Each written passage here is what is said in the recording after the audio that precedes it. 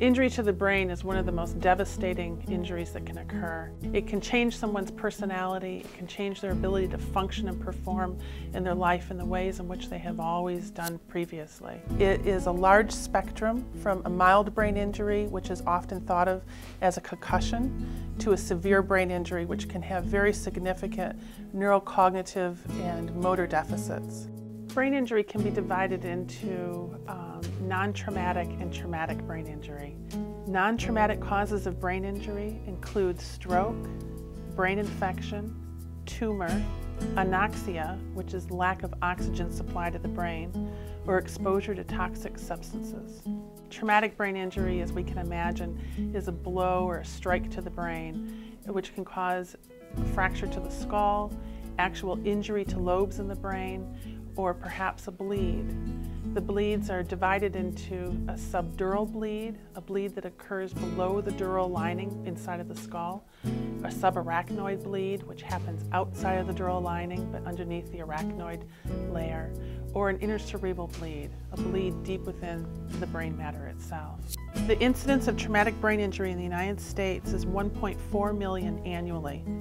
50,000 of these people will die acutely, 235,000 are hospitalized, and 1.1 million are treated and released from the emergency room. The leading cause of brain injury in the United States is a fall. This is followed by motor vehicle accident, and for our military personnel in war zones, the leading cause of brain injury is a blast.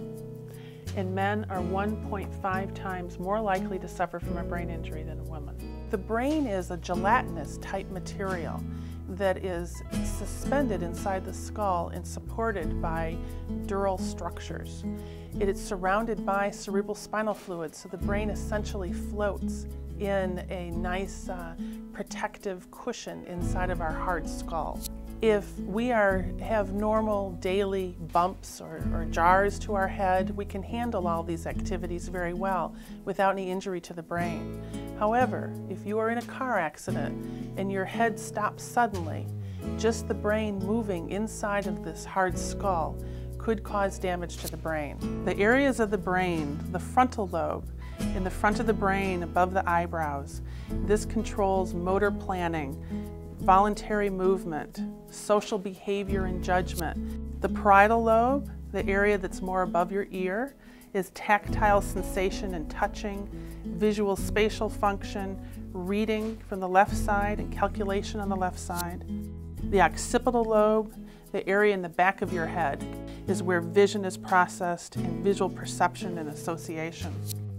Temporal lobe, this is the area right inside of where your ears are. Auditory learning, language recognition, auditory utterances or speaking. Depending upon the part of the brain that's injured, you will have different losses of ability. It may be something as simple as the ability to concentrate. It may be that your personality has changed, or it can be something very severe, such as total weakness of all four extremities, or weakness of half of your body, which we refer to as a hemiparesis.